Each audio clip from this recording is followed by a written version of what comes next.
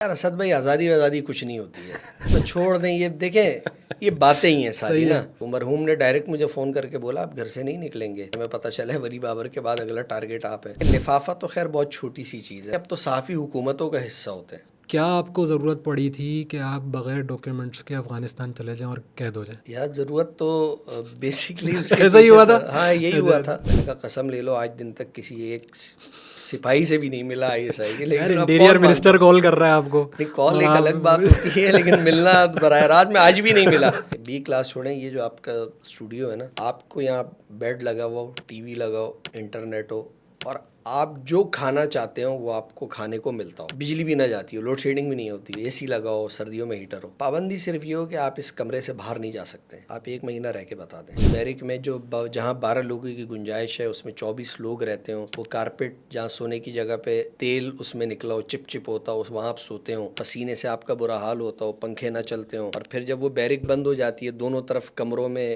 چولہے رکھے ہوئے ہوں, اور وہ جب کھانا پکنے کے لیے وہ تندور جہنم بن جاتا ہو, پھر آپ کو یاد آتا ہے آزادی کسے کہتے ہیں. وہیں میں یہ بھی چاہتا ہوں کہ ان سب نعمتوں کی شکر گزاری کے لیے ہر آدمی کو ایک مہینہ تو جیل میں گزارنا چاہیے. نہیں ایسی شکر گزاری نہیں آپ کی طبیعت ٹھیک بحال ہو جائے گی. جب میں جیل میں تھا نا تو میں 6 مہینے صرف یہ سوچتا تھا میں یہاں سے کیسے نکلوں گا. کرپشن یہاں ناسور ہے, وہاں فائدہ بھی دیتی ہے. وہ ہم پیسے ویسے دے کر جو ہے نا موبائل فون اور چیزیں, اور ٹی وی بھی پھر بعد میں آ گیا تھا. کھانے میں مرغی بھی مل جاتی تھی ہفتے میں ایک آدھ بار. اب آپ یہ باتیں بعد میں بتا رہے ہیں. آپ جیل کی شروع میں آپ نے اتنا ڈرایا, پھر آپ کہہ رہے ہیں قربانی دے میں ڈر گیا. نہیں میں نے شروع اس بات سے کیا تھا اگر یہ 5 اسٹار ہوٹل ہو جائے آپ تب بھی نہیں رہ سکتے. ہمارے ذہنوں میں جو پرسیپشن ہے نا وہ ہمارے اوریہ مقبول جان اور زید زمان صاحب نے بنایا ہوا. ان لوگوں نے یوں پروان چڑھایا تھا کہ وہ افغانستان کی جنگ سے فارغ ہو کے سری نگر فتح کریں گے. بھائی وہ کیوں کریں گے؟ کالے جھنڈے والے بھائی یہ جاؤ, یہ آپ کا کام ہے یار. سری نگر آپ لوگ ہیں وہ لیں گے.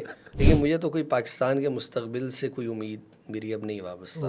تو ہم بھلے بولتے رہے 27ویں شب میں بنے, ہم اللہ کا نور ہے, ہم اللہ کا راز ہے. وہ کہتے ہیں 27ویں شب میں تو پھر بھارت بھی بنا تھا. بھارت بھی بنا تھا, وہ ترقی کر گئے. آپ کی 27ویں شب کچھ اور. ہاں عرب امارات تو 27ویں شب میں بھی نہیں بنا تھا, پھر بھی ترقی کری ہے. میں حیران ہوتا ہوں, لوگوں کی سفارشیں آتی ہیں بہت سارے لوگ, یار وہ ہمارا بورڈنگ ہو جائے, لائن میں لگنا نہ پڑے. ابے بھائی تو کون سا بل گیٹس ہے, اگر تو لائن میں نہیں لگے کیا ہو جائے گا؟ تو کیا مطلب یہ نہیں کہ دنیا کی اسٹاک تم سے چل رہی ہے. اچھا وہی آدمی Dubai, new York, London, Toronto Uttar کے اسی طرح ذلیل ہو رہا ہوگا اور خوشی ذلیل ہو رہا ہوگا. تو یہاں آنسو نہیں پوچھنے والے ہمارے, ایسے ہی رہے گا. یہ کوئی حل نہیں ہے. حل صرف جماعت اسلامی. ہمیں کچھ نظر تو آئے نا. پورے ٹرالے کی بتی کے پیچھے پورے کراچی والوں کو لگائیں کہ آپ کی زندگی اسی میں گزر جائے. پانی دے دو, روڈ صحیح کر دو, گندی بوری کر دو, نالا بھر دو. آپ سوچیں ہم اسی میں الجھایا ہوا ہے. ہماری عدلیہ کا عالم یہ ہے کہ دودھ کی قیمتوں سے لے کے آئی جی کے تبادلے تک ہر چیز میں انہوں نے سو موٹو لینا ہے. یار آپ جائیں, آپ اپنا کام کریں, 139ویں نمبر پر ہیں, اپنے نمبر اچھے کریں. آپ مجھے بتائیں نا, یہ جو 22 کروڑ لوگ ہیں یہ انسان کے بچے نہیں ہیں. اس کا یہ مطلب نہیں ہے کہ کوشش ترک کی جائے. ہمارے پاس اس ملک کو ٹھیک کرنے کے علاوہ کوئی آپشن نہیں ہے. اگر کوئی یہ سمجھتا ہے باہر چلا جائے گا, باہر کوئی ہمارے کیا ماموں کا گھر ہے کہ آپ منہ اٹھا کے چلے جائیں گے, اگلا بولے گا آئیے فیض صاحب بیٹھیے. السلام علیکم, welcome to Asad Ejaz podcast. اور آج میرے ساتھ ہیں پوڈ کاسٹ میں مشہور زمانہ جرنلسٹ فیض اللہ خان صاحب. فیض صاحب السلام علیکم. وعلیکم السلام. اس پر کوئی اعتراض تو نہیں؟ میں نے آپ کو مشہور زمانہ کہہ دیا. بس کہہ دیں, کچھ بھی کہہ دیں, آپ سینئر بھی کہہ سکتے ہیں. سینئر بھی کہہ سکتے ہیں. میں نے کہا تھوڑا سا اردو کا ٹچ آئے گا نا شروع میں. تو کیسے ہیں آپ؟ ٹھیک ٹھاک ہیں؟ اللہ کا کرم, آپ ٹھیک ہیں, خیریت سے. یہ بتائیں کہ کس طرح آپ کی اورینٹیشن جرنلزم کی طرف ہوئی؟ اچھا, ہمیں تو جرنلزم کی طرف دھکیلنے میں 2 لوگوں کا کردار تھا.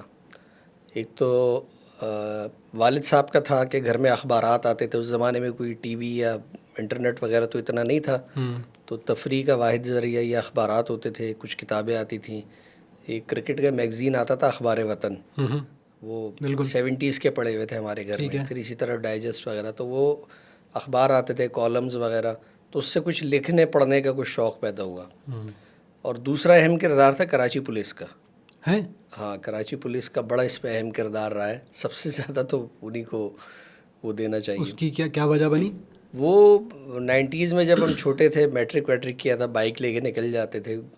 تو میرا خیال ہے میں 9ویں 10ویں میں تھا. بچوں کو نہیں بائک دینی چاہیے, اس زمانے میں لے کے نکلتے تھے. خیر ہم تو آپ کو یاد ہوگا کہ مڈ 90s میں یہاں کراچی میں پولیس جو تھی وہ ایک دہشت کی علامت تھی. خاص طور پہ وہ کیس بناتی تھی 13D کا, ٹی پسٹل کا, غیر قانونی اسلحے کا.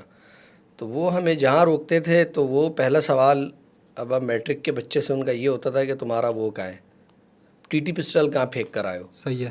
تو وہ پھر اس کے بعد اس زمانے میں مجھے یاد ہے کہ 10 روپے 15 روپے 20 روپے بہت بڑی رقم ہوتی تھی. تو اس پہ وہ معاملہ رشوت ٹل دے جاتا کے تھا. جان چھڑاتے تھے اور بڑی تکلیف ہوتی تھی. تو وہاں ایک بار میں نے دیکھا کہ وہ کچھ لوگوں کو ڈبل سواری کی پابندی تھی، انہوں نے روکا تو انہوں نے کہا بھائی ہم تو پریس کے ہیں. تو انہوں نے ان سے کوئی بات ہی نہیں پوچھی اگلی. ہمیں آدھے گھنٹے سے ذلیل کیا ہوا تھا اور ان سے نہ پوچھا نہ تلاشی، نہ یہ پوچھا پسٹل کہاں ہے کہاں نہیں ہے، ڈبل سواری پہ پابندی، آپ 3 لوگ کیسے بیٹھے ہوئے. تو ہمیں پتہ چلا یار پاکستان میں تو اس کے پاسپورٹ اور اس کے شناختی کارڈ کی کوئی وقت نہیں ہوتی ہے، پریس کے کارڈ جو ہے کارڈ نا کی بھائی بڑی اس ویلیو کی ہے. بڑی اہمیت ہے. تو وہاں سے پتہ چلا کہ صحافی طاقتور ہوتا ہے. بیسکلی اس کے پیچھے بھی کانسیپٹ وہی ہے، جس سوسائٹی میں میرٹ پہ چیزیں نہ ہوں، انصاف نہ ہوتا ہو، تو پھر وہاں اسی طرح شارٹ کٹس ڈھونڈے جاتے ہیں. تو ہمارے نزدیک بھی صحافت ایک شارٹ کٹ تھا کہ آپ کے پاس جب اس کا کارڈ ہوگا تو پولیس آپ کو کچھ نہیں کہے گی، حالانکہ پولیس کا کام وہ نہیں ہے. تو یہ ایک بنیادی وجہ رہی. پھر وہ چونکہ پڑھتے تھے، سیاست سے بھی اس وقت بہت زیادہ لگاؤ تھا، پریس کلب پہ مظاہروں وغیرہ میں شرکت کرتے تھے. تو ہمارے نزدیک یہ بڑی مقدس عمارت تھی کہ ایک وہ سیاسی اس کی جد و جہد کی علامت، اور وہ جو ایک رومانس ہوتا ہے نا اس ایج کا سارا. اب وہ کم ہو گیا یا مطلب جو عام لوگوں کے اندر، کیونکہ پریس کلب کے باہر ایک کیمپس جو لگتے تھے بڑے، اس میں پہلے تو بڑی انرجی لگتی تھی. اب میرا بہت عرصے سے خیر جانا نہیں ہوا، لیکن کیا اب وہ ایک روٹین ایکٹیویٹی بن گئی؟ کیمپس تو لگتے ہیں لیکن سیاسی سرگرمیاں شاید اس طرح سے نہیں ہوتی. اس کا وہ فورم بھی بدل گئے، تو اب بھی مظاہرے ہوتے ہیں، لیکن میرا خیال ہے شاید اس میں وہ بات نہیں رہی. اس کا امپیکٹ بھی شاید اب کم ہو گیا ہوگا after the advent of private channels اور سوشل میڈیا اور وہ ساری چیزیں، کہ لوگ اس پہ زیادہ شاید پریفر کر کے اپنی بات پہنچاتے ہوں گے. ہاں بالکل. جب میں نے کہا نا فورمز چینج ہو گئے. اب پریس کلب کے باہر جا کے مظاہرہ کرتے ہوئے جب 90s میں لوگ آتے تھے، 80s میں یا اس سے پہلے، فوٹوگرافر کی بڑی اہمیت ہوتی تھی. سب سے زیادہ اگر کوئی آدمی کام کا سمجھا جاتا تھا تو فوٹوگرافر ہوتا تھا. تو جو یہ چینج آیا موبائل فونز کا، تو اس نے تو سب سے زیادہ فوٹوگرافرز اس کی یعنی اہمیت ابھی بھی ہے، یہ تو نہیں ہوتا کہ ختم ہو گئی، لیکن بہت کم ہو گئی، کیونکہ ہر آدمی اب صحافی ہے. صحیح بات ہے. موبائل جرنلزم، پہلے ہمیں 2-2.5 باتیں پتہ ہوتی تھی زیادہ لوگوں سے، اب لوگ ہمیں زیادہ بتا رہے ہوتے ہیں آ کے. Flood of information. ہاں بہت زیادہ چیزیں تبدیل تو ہو گئی ہیں بہرحال. اچھا، آپ کے ٹویٹر ہینڈلر میں سواتی آتا ہے، ایسا ہی ہے اگر میں نے آپ کا صحیح ہے؟ تو آپ کا سوات سے تعلق ہے، اور پاکستان کراچی پھر کب آنا ہوا آپ کا؟ اچھا، یہ جو سواتی ہے نا، یہ ویسے میرے بڑے گلے پڑ گیا ہے. اس پہ بہت زیادہ بات ہوتی ہے نا. اچھا، وہ مقامی غیر مقامی. اچھا، اس میں میں ٹیکنیکل چیزوں میں بہت زیادہ نابلد ہوں. یعنی مجھے استعمال ابھی بھی میں موبائل فون کا پورا استعمال مجھے نہیں آتا. سر آپ تو ٹویٹر پہ اتنے ایکٹیو ہیں. دیکھیں وہ ایک الگ چیز ہے، وہی میں بتا رہا ہوں. وہی میں بتا رہا ہوں کہ جب ٹویٹر ہینڈل بنا رہے تھے تو مجھے بنانا بھی نہیں آتا. تو ہمارے ایک دوست تھے، وہ جرمنی میں ہوتے ہیں آج کل، تو 2016 میں انہوں نے آفس میں بنایا. اب وہ جب نام لکھنے جائیں فیض اللہ خان تو آگے سے لکھا ہے 420-9211. اب وہ نام ہی پورا نہ ہے. اب میں نے کہا یار اس کو میں نے کہا یار عرفان، اب تم لکھو گے فیض اللہ 420، فیض اللہ خان 420-9211 826. میں نے کہا یار یہ تو 223190 وہ جو فائزہ بیوٹی کریم ہو جائے گا، یہ وہ مناسب نہیں لگے گا، کچھ اور کر لو یار. اچھا، وہ کچھ ہو نہیں رہا تھا تو میں نے اس کو بولا یار اس کو سواتی لکھ کے دیکھو، مطلب آپ ہماری کاسٹ کہہ لیں، ذات کہہ لیں یا قبیلہ کہہ لیں. اچھا، جب اس نے سواتی لکھا تو اس نے بولا بھائی مجھے لگتا ہے پہلے ہی سواتی ہو جو اس پر آئے ہو ٹویٹر پہ، تو یہ ہو گیا ہے. میں نے کہا چلو بس صحیح ہے، جانے دو، کیونکہ میرے شناختی کارڈ میں بھی سواتی نہیں ہے. یعنی اس چیز کو کبھی تفاخر کا نہیں ذریعہ سمجھا، بس ٹھیک ہے، کبھی استعمال ہی نہیں کیا. اچھا، وہ جب وہاں آ گیا تو اس وقت میں شروع میں ایکٹیو بالکل بھی نہیں تھا. میں ٹویٹر پر ایکٹیو ہوا ہوں کوئی 2018-19 کے بعد جا کے. اچھا جی، یعنی حالیہ آپ کہہ لیں کہ یہ 2-3 سالوں میں ہی میں ایکٹیو ہوا ہوں. تو وہ کچھ چیزوں میں وہاں کچھ پذیرائی مل گئی تو وہ سواتی زیادہ مشہور ہو گیا. بلکہ بھی پچھلے دنوں ایک دوست ہے ہمارے صحافی، انہوں نے دی نیوز کے لیے کچھ چیز میں تجزیہ چاہ رہے تھے. تو جب انہوں نے، حالانکہ مجھے بہت پہلے سے جانتے ہیں، ساری بات ہو گئی تو انہوں نے کہا یار میں نام آپ کا فیض اللہ خان لکھوں، فیض اللہ سواتی لکھوں؟ میں نے کہا یار فیض اللہ خان لکھو، شناختی کارڈ پہ وہی ہے. صحیح. تو خیر بہرحال وہ اس کا یہ وجہ ہے. باقی جو سواتی کا سوات سے جو تعلق ہے یہ میں مختصراً آپ کو بتا دوں. یعنی ہیں ہم لوگ سواتی، لیکن ہم وہ سواتی ہیں جو سوات سے جن کو یوسف زئیوں نے مار کے نکال دیا تھا. اچھا. اور یہ کئی 100 سال پہلے کی بات ہے. یعنی ہمارے جو آبا و اجداد وہ افغانستان سے آئے تھے، کچھ محمود غزنوی کے ساتھ، کچھ اس کے بعد، تو وہ جب یہاں پر آئے تو سوات میں بس گئے. اور کافی عرصہ ان کی حکومت بھی رہی اس ایریا میں. اور پھر کوئی 200-300 سال پہلے یا اس سے کم عرصہ یا زیادہ یوسف زئیوں کے ساتھ تصادم ہوا. اس زمانے میں تو یہی ہوتا تھا, انہوں نے ہمیں وہاں سے نکالا تو ہمارے بڑے وہاں سے فرار ہو کے آ گئے ہزارہ, جو آپ مانسیرا, تو وہاں پر آپ مانسیرا میں جو بستی ہیں, قومیت ہیں, اس میں سواتی, سید, گوجر, تنولی, یہ 4-5 بڑی قومیتیں وہاں بستی ہیں. اسی طرح ایبٹ آباد میں جدون وغیرہ ہیں, عباسی ہیں. تو بس وہ یہ ہے, اس حد تک ہے. تو اس کو کبھی میں نے, آپ کراچی میں ہی رہے سارا؟ ہاں, میں بروٹ اپ آپ کا کراچی کا ہے؟ ظاہر سی بات ہے, میں تو سارا, یعنی والد صاحب 60s میں کراچی آ گئے تھے, تو میری پیدائش بالکل وہاں کی ہے, لیکن وہ اس زمانے میں آنا جانا بہت ہوتا تھا, تو اس کے بعد سارا سب کچھ یہیں گزرا ہے. اچھا, آپ اے آر وائی سے منسلک ہیں کافی عرصے سے, ایسے ہی ہے؟ جی, میں ARY کے ساتھ. اچھا, یہ بتائیں کہ چینل کی ایک اورینٹیشن ہوتی ہے, پالیسی ہوتی ہے, تو کبھی آپ کو لگا کہ آپ کے جرنلزم کی رسپانسبلٹیز میں یہ چیز معنی ہو رہی ہے کہ یار اوپر سے کیا پالیسی آ رہی ہے چینل کی؟ اچھا, ہر چینل کی پالیسی ہوتی ہے, بالکل صحیح ہے. اور ایک چیز میں نے یہ بھی دیکھی ہے کہ جو جس چینل کے ساتھ ہوتا ہے تو تقریباً وہ اسی لائن پہ سوشل میڈیا پر بھی اس کا اظہار کر رہا ہوتا ہے, کم و بیش, یعنی کچھ چیزوں کو آپ پیٹ لگا ہوتا ہے ساتھ تقریباً. تو اب ARY کی جب ہم چینل کے لیے چیزیں رپورٹنگ کرتے ہیں, ظاہر سی بات ہے اس کے لیے اس کی پالیسی کو آپ کو مد نظر رکھنا ہوتا ہے. اور یہ بالکل صحیح بات ہے, مطلب وہ ٹھیک ہے, جینوین, اس میں بہت سارے لوگ بہت ساری باتیں کر سکتے ہیں, لیکن میں اس میں کسی رومانس میں نہیں جاتا. اینڈ آف دا ڈے بھائی وہاں سے سیلری ملتی ہے, اس سے گھر چلتا ہے, راشن ڈلتا ہے, بجلی کا بل ادا ہوتا ہے, کرایہ ادا ہوتا ہے, بچوں کی فیسیں جاتی ہیں. تو اب آپ کا یہ خیال ہے کہ میں اس درجے کا کوئی انصاف پسند بن کے کھڑا ہو جاؤں, حق اور سچ کا علم لے کر, تو بھائی اتنا نہیں ہے, ٹھیک ہے. اب اس پر آپ مجھے کچھ بھی کہہ سکتے ہیں. صحیح بات ہے. اچھا, جہاں تک سوشل میڈیا کی بات ہے تو یہ حقیقت ہے کہ وہاں میں نے بہت ساری ایسی چیزیں میں لکھتا رہا ہوں, بولتا ہوں کہ وہ اس سے الگ ہوتی ہیں. لیکن میں آپ کو صحیح بات اس کے ساتھ یہ بھی بتا دوں, مجھے سوشل میڈیا کے حوالے سے میرے آفس نے کبھی نہیں کہا کہ یار آپ نے یہ کیوں لکھا یا یہ کیوں نہیں لکھا. یا تو وہ دیکھتے نہیں ہیں, یا ہو سکتا ہے دیکھا ہو تو اگنور کیا ہو. نہیں, پازیٹیو بات یہ ہے کہ اچھی بات ہے کہ یہ بہت اچھی بات ہے, کیونکہ مجھے بہت سارے لوگ, یعنی میں یعنی پولیٹیکلی بھی اپنی رائے کا اظہار وہاں پہ کرتا رہتا ہوں, باقی بھی بہت سارے معاملات میں, بہت سچی بات یہ ہے کہ بہت سارے معاملات میں بہت کھل کر میں لکھتا ہوں, تو وہ بالکل متضاد بھی لگ رہا ہوتا ہے. تو یہ بہت اچھی بات ہے کہ اس حوالے سے کوئی پابندی نہیں کی, حالانکہ ہمارے بہت سارے لوگ اور طرح کی چیزیں کر رہے ہوتے ہیں. تو یہ ایک اچھی چیز ہے. اوور آل صحافت پاکستان میں کتنی زیادہ آزاد ہے, کتنے % آزاد ہے؟ یار اسد بھائی, آزادی کچھ نہیں ہوتی ہے, بس چھوڑ دیں. یہ دیکھیں, یہ باتیں ہی ہیں ساری نا, یہ ایک رومانس ہے. یہ میں بہت عرصے سے, یا تو میں جس کو کہتے ہیں میرے دماغ میں کچھ خلل آ گیا ہے, جس کو کہتے ہیں نفسیاتی ہو گیا ہوں, یا پھر میں کوئی تلخ حقائق کے سبب زیادہ حقیقت پسند ہو گیا ہوں. تو میں مطلب یعنی تھوڑا سا میں اب رومانس جس میں ہم نے زندگی گزاری, سب کوئی بولتے ہیں اظہار رائے کیا, کچھ نہیں ہے یار, بس ٹھیک ہے حدود و قیود ہیں, کچھ چیزیں پہ آپ کو بتا دیا جاتا ہے کہ یار یہاں سے آگے نہیں. لیکن اس کے علاوہ بھی دیکھیں بہت ساری ایسی چیزیں ہیں. اب اس کی آسان سی مثال سمجھ لیں, نیکی کرنے کے آپ کے پاس 2 راستے ہیں, ایک رخصت کا, ایک عزیمت کا راستہ ہے. تو آپ کر لیں یار, آپ رخصت والا لے لیں, اللہ وہ کر دے گا. رخصت کی تو گنجائش ہے. تو چینلز میں یا اخبارات میں بہت سارے ایسے کام ہیں سوسائٹی کے لیے جو آپ کر سکتے ہیں. یعنی اگر میں کسی بہت ایسے ایشو پہ بات نہیں کر سکتا, تو یار میں کوئی سماج سے جڑے ہوئے لوگوں کے وہ والے مسائل پہ تو بات کر سکتا ہوں. تو جس پہ کر سکتا ہوں وہ تو کر لوں. اب اگر میں اس کے چکر میں یہ بھی نہ کروں تو یہ غلط ہو جائے گا.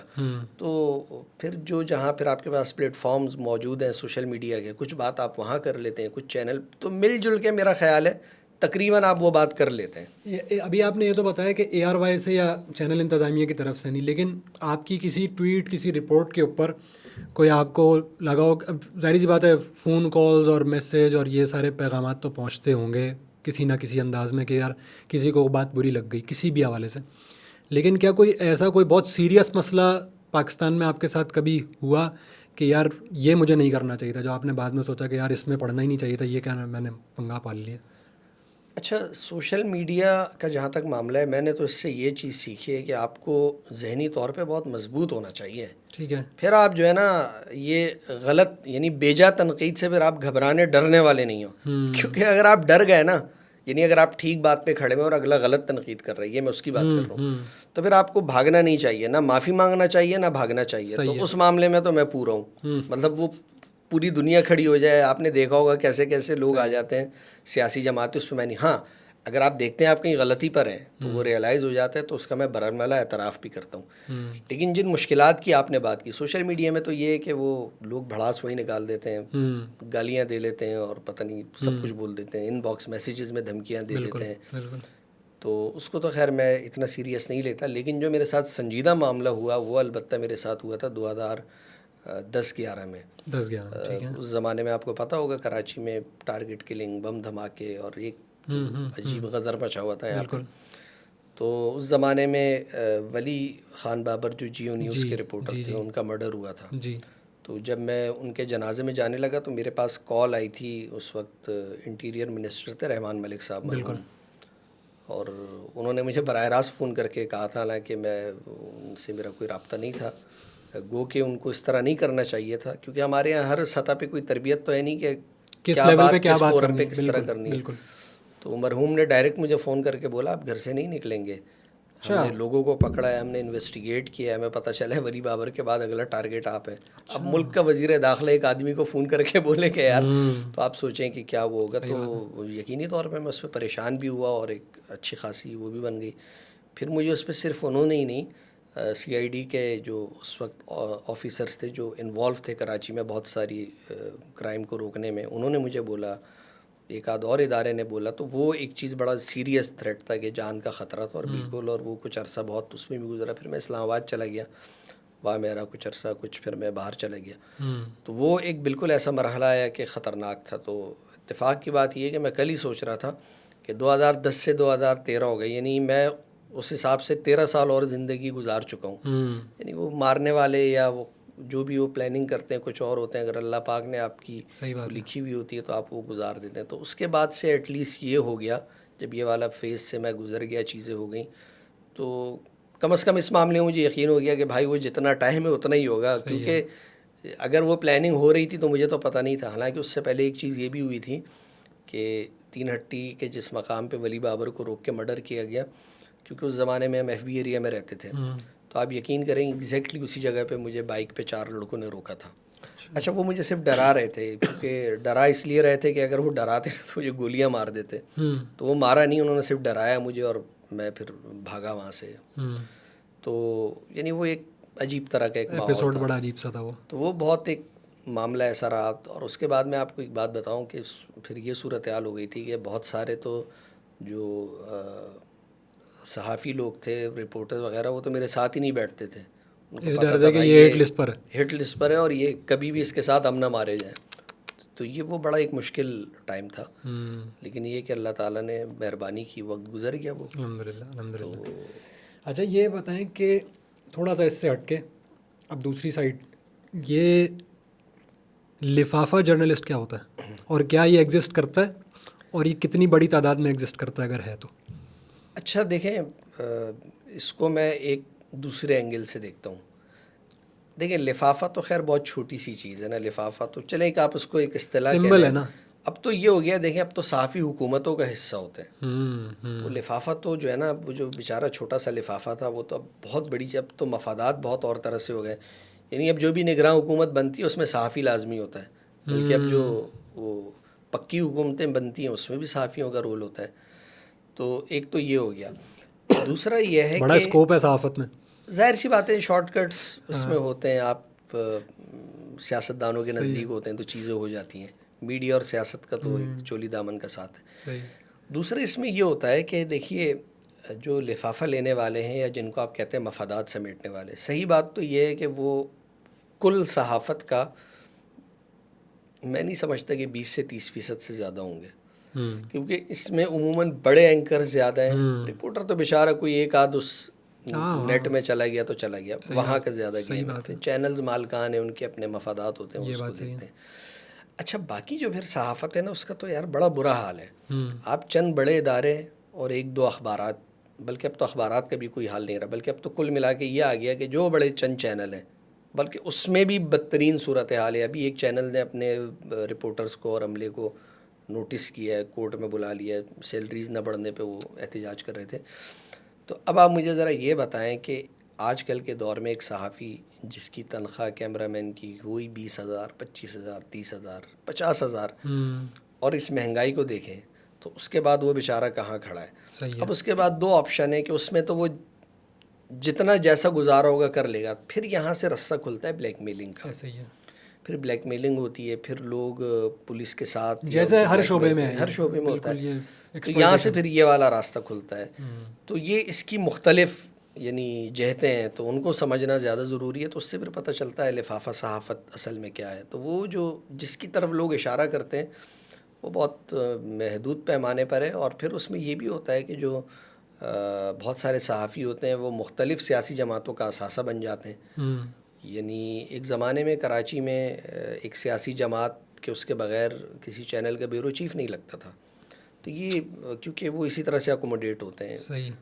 سیاسی جماعتیں اپنے رپورٹرز بھی یعنی وہ جابس پہ لگواتی ہیں اور اینکرز کو پروگرامز بھی ملتے ہیں اور مختلف یعنی جو لابیز ہوتی ہیں. تو یہ کام تو چل ہی رہا ہوتا ہے. اچھا یہ ہر جگہ ہی ہو رہا ہوتا ہے. کسی کمپنی میں جاب فیکٹری میں بھی آپ دیکھ لیں تو وہ نوعیت اس کی بدل جاتی ہے. کام بنیادی طور پہ ایک صحیح رہتا ہے تو اتنا ہی صحافت میں رہتا ہے. باقی پیٹ کا گیم ہے باس.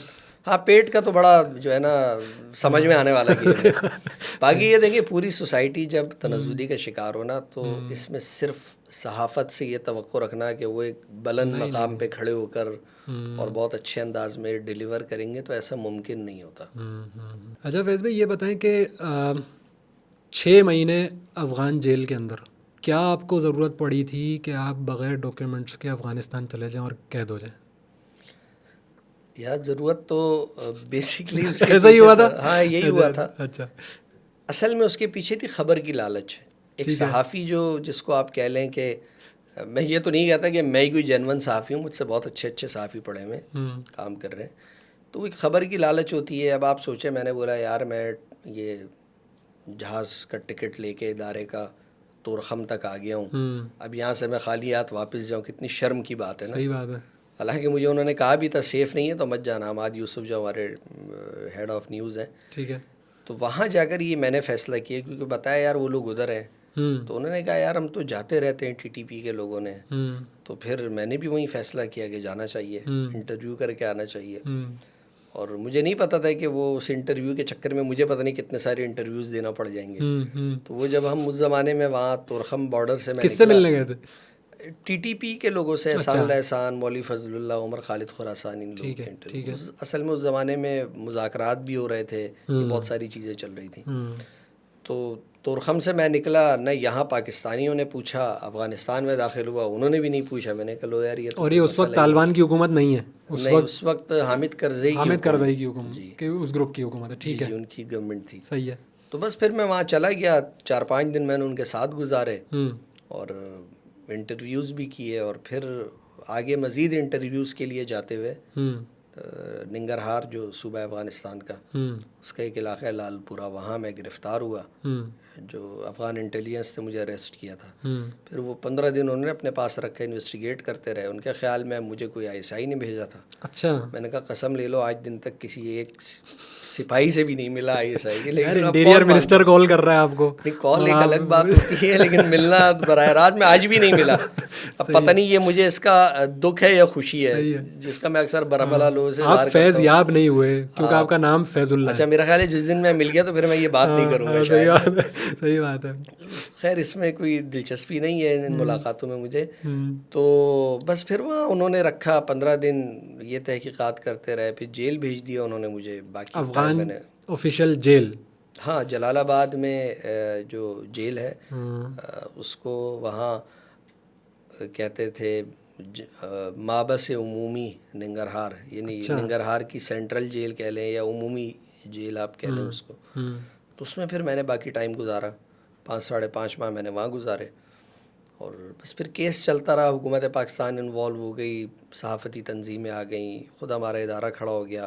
بین الاقوامی سطح پہ بات ہوئی, سیاسی لوگوں نے اس پہ بات کی, اور میاں صاحب کی حکومت تھی وہ اس میں انوالو ہوئے, اور یعنی قبائلی صحافی, اسی طرح جو ہمارے چینل کے مالک سلمان اقبال صاحب, سلیم صافی صاحب, حامد میر صاحب, یہ بہت سارے لوگ یعنی قبائلی صحافی, یہ سب لوگ انوالو ہوئے. تو اس کے نتیجے میں ایک آواز ایسی بنی, احتجاج بھی ہوئے, تو بات ملالہ یوسفزئی تک پہنچی اور ان کے والد تک, اور پھر وہ انوالو ہوئے اس معاملے میں.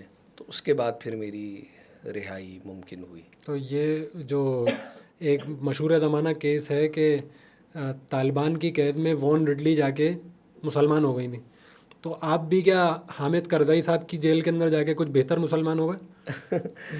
مسلمان نے تو خیر کیا بہتر یا برا ہونا ہے, بس کیسا ایکسپیرینس تھا, کیا تھا؟ دیکھیں, میں جیل کے حوالے سے میری دو باتیں ہیں. ٹھیک ہے. ایک تو اللہ تعالیٰ کسی کو نہ لے کے جائے, لوگوں کو احساس نہیں ہے کہ جیل کس چیز کو کہتے ہیں. صحیح بات ہے, ہم تو مذاق مستی میں بات کر رہے ہیں. اچھا, لوگ بعض اوقات باتیں کرتے ہیں نا یار, جیل میں رہ رہے ہیں, عیاشی لگی ہوئی ہے, بی کلاس ملی ہوئی ہے. بی کلاس چھوڑیں, یہ جو آپ کا اسٹوڈیو ہے نا, آپ کو یہاں بیڈ لگا ہوا ہو, ٹی وی لگا ہو, انٹرنیٹ ہو, اور آپ جو کھانا چاہتے ہو وہ آپ کو کھانے کو ملتا ہو. صحیح ہے. بجلی بھی نہ جاتی ہو, لوڈ شیڈنگ بھی نہیں ہوتی, اے سی لگا ہو, سردیوں میں ہیٹر ہو. پابندی صرف یہ ہو کہ آپ اس کمرے سے باہر نہیں جا سکتے. آپ 1 مہینہ رہ کے بتا دیں. ان سب چیزوں کے ساتھ لوگوں کو آزادی کا, اصل میں مجھے بھی نہیں تھا نا احساس. پھر جب مجھے پتہ چلا نا, جب آپ سے کوئی کہتا ہے یہاں نہیں بیٹھو, اتنے بجے اٹھنے کا ٹائم ہے, یہ بیٹھنے کا ٹائم ہے, اور اس گرمی میں, ننگرہار جلال آباد بڑا گرم شہر ہے, اپریل اور مئی کے مہینوں میں جب وہاں لائٹ چلی جاتی تھی, وہ جو چھوٹا سا کمرہ تھا, اوطاق اس کو کہتے تھے, بیرک, اس بیرک میں جو جہاں 12 لوگوں کی گنجائش ہے اس میں 24 لوگ رہتے ہوں. وہ کارپیٹ جہاں سونے کی جگہ پہ تیل اس میں نکلا ہو, چپ چپ ہوتا ہو, وہاں آپ سوتے ہوں, پسینے سے آپ کا برا حال ہوتا ہو, پنکھے نہ چلتے ہوں. اور پھر جب وہ بیرک بند ہو جاتی ہے, دونوں طرف کمروں میں وہ چولہے رکھے ہوئے ہوں, اور وہ جب کھانا پکنے کے لیے وہ تندور جہنم بن جاتا ہو, پھر آپ کو یاد آتا ہے آزادی کسے کہتے ہیں. اور جب آپ واش روم کے لیے جاتے ہوں, تو جب آپ جائیں آگے سے, ایک ٹائم میں جو ہے نا 15 لوگ کھڑے ہوں, اور سارے خراٹ قسم کے, کوئی قاتل ہے, کوئی ڈکیت ہے, کوئی اغوا برائے تاوان, اس سے آپ یہ بھی نہیں کہتے بھائی مجھے آگے جانے دو. تو وہ جیل کا ایک ماحول اس طرح کا ہوتا ہے نا. تو اب آپ وہاں کھڑے ہوئے, آپ ہفتوں نہاتے نہ ہوں اس گرمی میں, یعنی پسینے سے میرے کپڑے باقاعدہ چر گئے تھے, پھٹ گئے تھے, یعنی وہ اس سے. تو یہ کہنا بہت آسان ہے نا جیل. وہیں میں یہ بھی چاہتا ہوں کہ ان سب نعمتوں کی شکر گزاری کے لیے ہر آدمی کو ایک مہینہ تو جیل میں گزارنا چاہیے. نہیں ایسی شکر گزاری نہیں, آپ کی طبیعت ٹھیک بحال ہو جائے گی. نہیں ہم شکر, اصل میں جب آدمی جیل میں ہوتا ہے نا, جیل میں آپ جب ہم یہاں بیٹھے ہوئے ہوتے ہیں نا, جو ابھی ہم بیٹھے ہوئے ہیں, تو ابھی میں یہ سوچتا ہوں میں کیریئر کیسے بہتر بنا سکتا ہوں. میں کیریئر چھوڑیں, سیدھی بات یہ کرو, پیسے کیسے کما سکتا ہوں. یعنی یہاں بیٹھ کر, یعنی آپ لوگ شاید متقی ہوں, میں نہیں ہوں. ہر آدمی یہ سوچتا ہے کہ میں پیسے کیسے کما لوں نا. شریف آدمی سوچتا ہے صحیح طریقے سے, پھر آپ یہ سوچتے ہیں میں اچھا پہن کیسے لوں, اچھا کھا, آپ یہ سوچ رہے ہوتے ہیں. جب میں جیل میں تھا نا, تو میں 6 مہینے صرف یہ سوچتا تھا میں یہاں سے کیسے نکلوں گا. تو اس سے یہ جو جملہ ہم سنتے ہیں نا, آزادی سب سے بڑی نعمت ہے, اچھا یہ جملہ بس سننے کی حد تک, مطلب بچپن کی تقریریں ہوتی ہیں, کتابی باتوں کو کہہ کر ہم آگے نکل جاتے ہیں. بھائی کتاب میں وہی باتیں لکھی ہوتی ہیں جو کسی پہ گزری ہوتی ہیں. صحیح بات ہے. تو جب میں وہاں رہا تو پھر مجھے پتہ چلا نہیں یار, یہ تو آزادی سے بڑی کوئی نعمت نہیں. آپ آزادی مل جائے, آپ بولتے ہیں یار باقی میں دیکھ لوں گا. تو یہ ایک ایکسپیرینس اگر ہو جائے نا, تو پھر آپ کو بڑی نعمتوں کی قدر آتی ہے. تو وہ اس حوالے سے میرے لیے بڑا بہتر رہا. اور وہاں پر ظاہر سی بات ہے کیونکہ دوسری رجیم کی گورنمنٹ تھی, تو طالبان قیدی بھی ہوں گے یا طالبان کے لوگ بھی ہوں گے. ان کے ساتھ کیسا ایکسپیرینس رہا, کیونکہ اب وہ لوگ گورنمنٹ کے اندر ہیں اس وقت افغانستان کے اندر. تو یہ میں پتہ کرنا چاہ رہا ہوں کیسے لوگ ہیں وہ. میڈیا کے اوپر تو ایک اس کا ایک نیریٹو آتا ہے, خبریں بعض دفعہ تھوڑی آ جاتی ہیں, لیکن آپ کا کیا ایکسپیرینس ہے ان کے ساتھ؟ اچھا, جہاں تک بات ہے کہ وہ لوگ کیسے ہیں, اچھا یہ بات میں آپ کو بالکل غیر جانبداری سے بتاؤں گا. میں جب جیل میں تھا, ظاہر سی بات ہے جیل میں اگلا ٹائم تو بہت ہوتا ہے, یہی سوچتے رہتے ہیں میں کسی طرح بونا بن کے نکل جاؤں, اڑ کے نکل جاؤں. آدمی ہر طرح کی چیزوں میں سوچ رہا ہوتا ہے. صحیح بات ہے. تو وہیں میں نے جو وہاں افغان موجود تھے ان کے اوپر بھی بہت زیادہ سوچا, ان کے رویوں پہ بہت ساری چیزیں, بحث و مباحثہ بھی ہوتا تھا. وہیں میں نے طالبان کو بھی اسٹڈی کیا.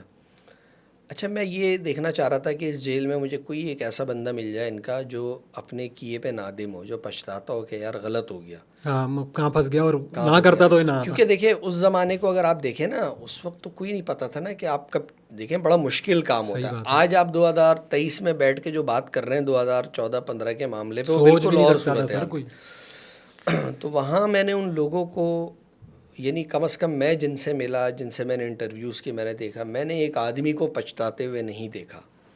اور ایک ان میں سے نوجوان تھا، اس کا کوچی تھا، وہ کوچی خانہ بدوش کہلاتے ہیں نا، ٹھیک ہے. تو بشرمل اس کا نام تھا. تو بڑا اچھا نوجوان تھا، مجھ سے بہت اچھے طریقے سے ملتا تھا.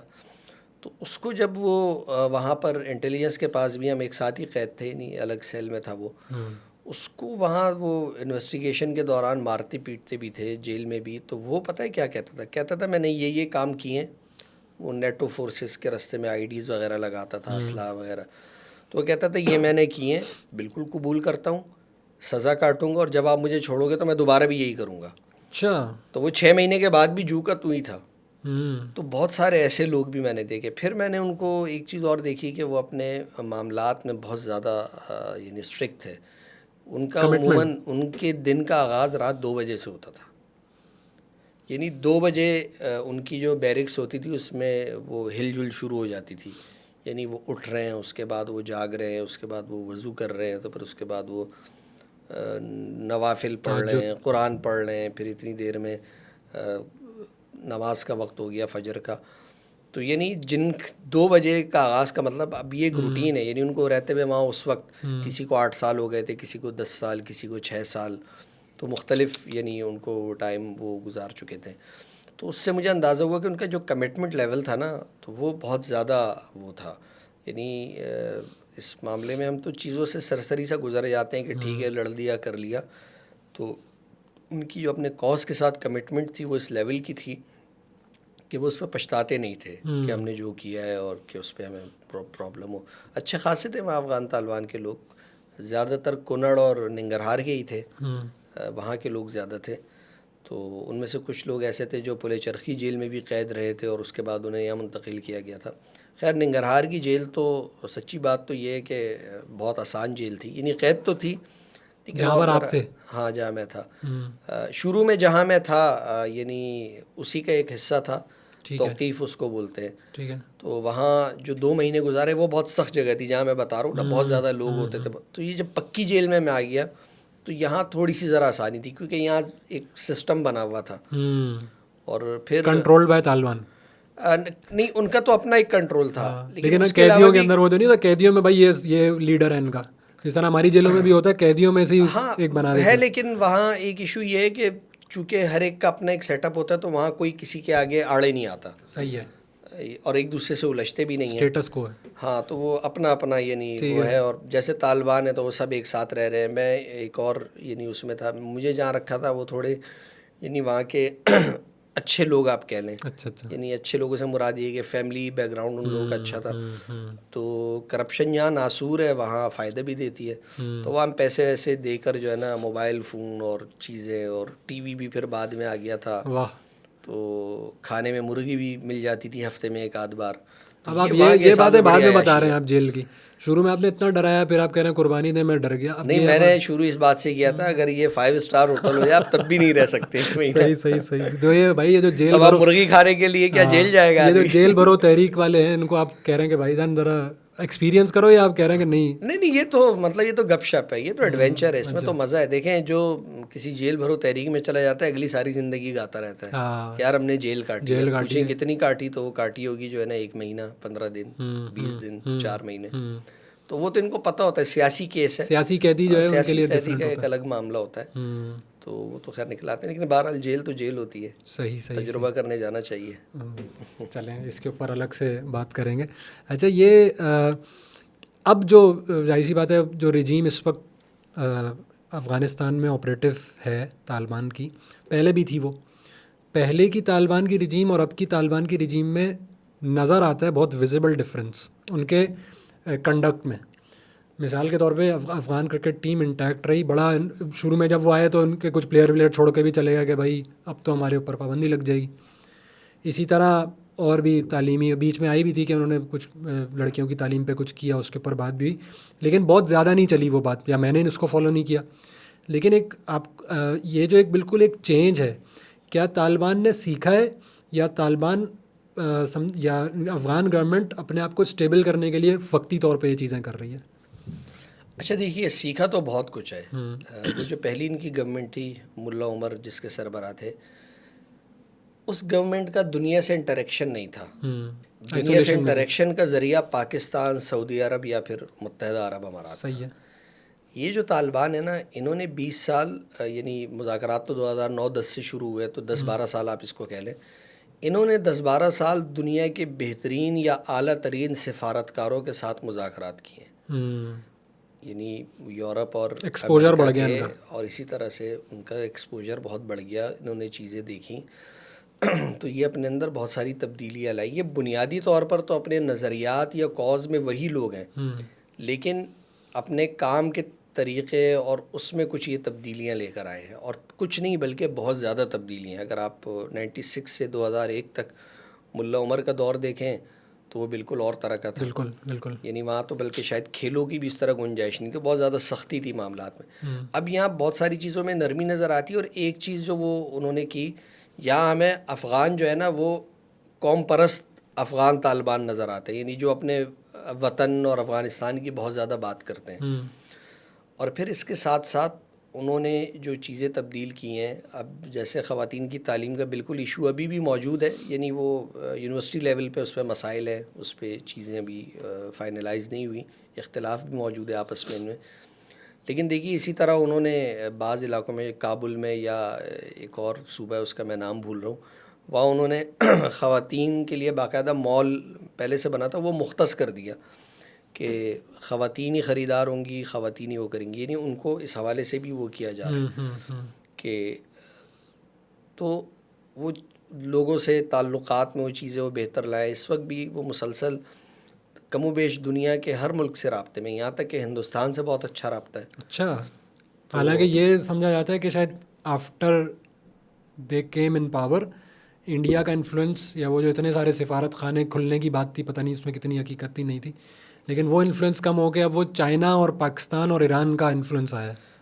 اچھا، یہ جو ہمارے ذہنوں میں جو پرسیپشن ہے نا، وہ ہمارے جو اوریہ مقبول جان اور زید زمان صاحب نے بنایا ہوا ہے. صحیح ہے. ٹھیک ہے.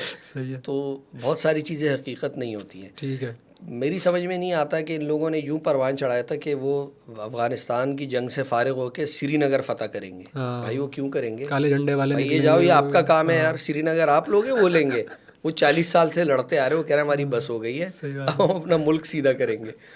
تو یہ انہوں نے اس طرح کا پرسیپشن بنایا ہوا تھا کہ نہیں بھائی وہ تو آئیں گے، اور وہ سری نگر اور غزوہ ہند وہ ان چکروں میں ہی نہیں ہے. وہ کہہ رہے ہیں بھائی ہم بہت لڑ لیے، اب ہم اپنا ملک بنانا چاہتے ہیں، ہم دنیا کے ساتھ اچھے تعلقات چاہتے ہیں. صحیح ہے. جہاں تک بھارتی اثر و رسوخ کی بات ہے نا، تو انہوں نے یہ کہا کہ ہم افغانستان سے، جس طرح مسعود اظہر صاحب کے لیے طیارہ اغوا ہو کے قندھار اترا تھا نا، وہ کہہ رہے ہیں نہ اب یہاں سے طیارہ اغوا ہوگا، نہ اس کی پلاننگ ہوگی، اور نہ یہاں سے پاکستان کے لیے ہم اجازت دیں گے کہ کوئی پلاننگ کرے اور جا کر حملے کرے. وہ ایک پالیسی انہوں نے وہ رکھی ہے. خیر اس میں بھی بہت ساری چیزیں موجود ہیں، پاکستان بھی ان کے تحفظات کا اظہار کرتا ہے.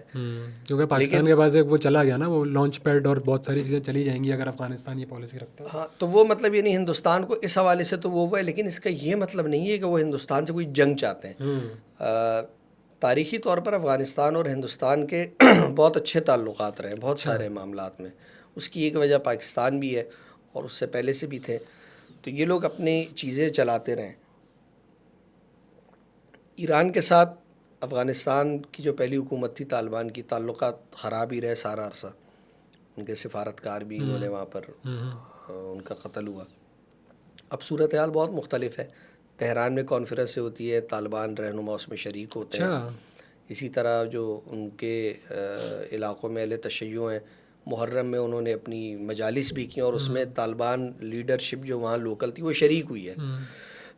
تو یہ ان کا جو ایک چینج آیا ہے، یعنی وہ آپ سمجھ رہے ہیں نا، جو سفارتکاری کے میدان میں چیزیں انہوں نے بہتر کرنے کی کوشش کی ہے چائنا کے ساتھ. پھر جو پڑوسی ممالک ہیں ازبکستان وغیرہ قازقستان کے ساتھ معاملات بہتر ہیں, تاجکستان کے ساتھ اتنے اچھے پاکستان نہیں سے ہیں. بہتر ہوئے ہیں ابھی تک, خراب ہو گئے ہماری حرکتوں کی وجہ سے. اچھا, پاکستان اور افغانستان نہ ایک دوسرے کے ساتھ رہ سکتے ہیں نہ بغیر رہ سکتے ہیں, تو ان ٹام کو اینڈ اپنی جیری ہے. چیزیں, ہاں یہ ٹھیک کیے بغیر نہیں ہو سکتا ہے معاملہ صحیح ہے, نا. صحیح ہے.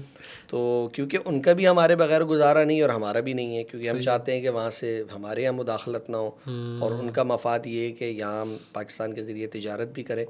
ان کے لیے افغان طالبان ایک مشکل میں ہیں, کیونکہ ٹی ٹی پی اور پاکستان کی اگر بات کی جائے نا, وہ بالکل یہ نہیں چاہتے ہیں کہ پاکستان سے ہمارے تعلقات خراب ہو جائیں اور ہمارے لیے مسائل ہو, کیونکہ یہاں لاکھوں افغان مہاجرین بستے ہیں. اسی طرح سے وہ ٹی ٹی پی کو بھی اس درجے کا ناراض نہیں کرنا چاہتے ہیں کہ ٹی ٹی پی ان کے لیے داعش جو پہلی ایک پرابلم بن چکا ہے کہ وہ اتنی سختی ہو کہ وہ ٹی ٹی پی ان کے ساتھ جا کے مل جائے اور ان کے لیے اپنے ملک میں اور مسئلہ کھڑا ہو جائے. کیونکہ دیکھیے افغان طالبان کے لیے جو 2-3 بڑے مسائل ہیں جس کا وہ سامنا کر رہے ہیں, سب سے پہلے تو یہ کہ ان کو اپنے آپ کو تسلیم کرانا دنیا سے, اس کے لیے وہ ایک پہلا بڑا مسئلہ ہے. دوسرا ان کا ایشو اکانومی کو بہتر بنانا ہے, کیونکہ پابندیاں اور چیزیں جو ہوتی ہیں آپ کاروبار نہیں کر سکتے. وہ کہ وہ چھوٹے پیمانے پہ چیزیں ہو رہی ہیں, اتنا ابھی بہت بڑا کوئی کرائسس نہیں آیا لیکن ایک موجود ہے. تیسرا ان کے لیے جو سب سے بڑا تھریٹ ہے وہ دولت اسلامیہ داعش کی صورت میں, جہاں وہ مسلسل حملے کرتے ہیں. تو یہ اچھا داعش والا پہلو ایسا ہے کہ اس پر جو ہے نا عالمی دنیا بھی ان کے ساتھ تعاون کرنے کے لیے تیار ہے. یہ ایک ایسا نقطہ ہے کہ اس کے اوپر عالمی دنیا اور ان کی ایک انڈرسٹینڈنگ جو ہے نا, مفاہمت یا مفاد ایک ہو جاتا ہے کرنے. لیکن پھر اسی طرح سے وہ خواتین کے معاملات اور انسانیوں کو, وہ ہمارے اوپر بھی پاکستان کے بھی بازو مروڑتے رہتے ہیں, تو وہ چیزیں تو وہ کرتے رہیں گے, تو یہ تو چلتا ہی رہے گا. تو وہ چیزیں یہی ہے, یعنی یہ چیزیں انہوں نے بہتر کی ہیں, کچھ چیزیں ان کی وہ موجود ہیں, لیکن یہ کہ گورننس وہ بہتر کرنے کی کوشش کر رہے ہیں. یعنی اب یہ ہوتا ہے کہ پچھلے عرصے میں, بلکہ ابھی بھی یہ ہوا, کل کا تو یہ واقعہ تھا کہ کوئی صحرا میں لوگ بھٹک گئے, انہوں نے وہاں کسی طرح گورنر کو میسج بھجوایا تو ہیلی آیا, انہوں نے تلاش کر کے رات بھر ان کو ریسکیو کیا. کوئی بچہ کنویں میں گر جائے تو ان کا وزیر دفاع بھی پہنچ جاتا ہے. تو وہ لوگوں کو یہ احساس دلا رہے ہیں کہ ہم آپ کے ساتھ اس طرح آپ کا خیال کرنے والے لوگ ہیں. اچھا, وہ جینوئنلی چاہتے بھی ہیں, کیونکہ ان کے پاس بھی آپشن نہیں ہے نا. اگر وہ فیل ہوتے ہیں تو پھر وہ فیل گئے تو پھر تو چلا جائے گا افغانستان ان کے ہاتھ سے. تو وہ یہ چاہتے ہیں. باقی انسانی گروہ کے طور پر یقینی طور پر ایسا تو نہیں ہے کہ وہ 100% ٹھیک ہے, یا ان کے فہم سے یا ان کی حکمت عملی سے آپ اتفاق ہی کریں, اس میں کمی خامی ہو سکتی ہے, ہوگی بھی. تو جو ان کا پچھلا عرصہ تھا ایک مزاحمت کا, اس کی پاکستان میں بھی بہت سارے مذہبی جماعتوں نے اس کی حمایت کی, تائید کی. وہ ایک مرحلہ تھا, اب ایک اور فیز ہے. اور اب وہ بھی کوشش کرتے ہیں کہ پاکستان میں اب وہ صحافیوں سے بھی روابط.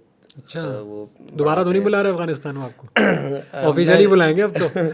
نہیں, میرا نہیں جانا بھی نہیں ہوا اور فی الحال کوئی ارادہ بھی نہیں ہے. یہ بتائیں, اس ایپیسوڈ سے پہلے جانا ہوا تھا آپ کا افغانستان, یا آپ پہلی دفعہ ہی گئے تھے اور پکڑے گئے تھے؟ میں پہلی بار ہی گیا تھا. اب آئندہ نہیں جانے کا کوئی ارادہ؟ جب میں اس کے بعد جب یہاں آ گیا تھا تو اس وقت جب پھر ڈاکٹر اشرف غنی کی گورنمنٹ تھی, ان کے پاکستان میں سفیر تھے موسیٰ جانان. اچھا, تو وہ آئے تھے, انہوں نے مجھے اسپیشلی بلوایا تھا, انہوں نے مجھے انوائٹ کیا کہ اب آپ آئے افغانستان. میں نے کہا میں نہیں آ رہا, میں بڑا تلخ تجربہ ہے میرا. صحیح. لیکن وہاں میں نے یہ تھا کہ اگر کوئی گورنمنٹ چینج ہوتی ہے, چیزیں ہوتی ہیں, تو پھر وہاں جایا جا سکتا ہے. اب تو خیر سہولت ہے.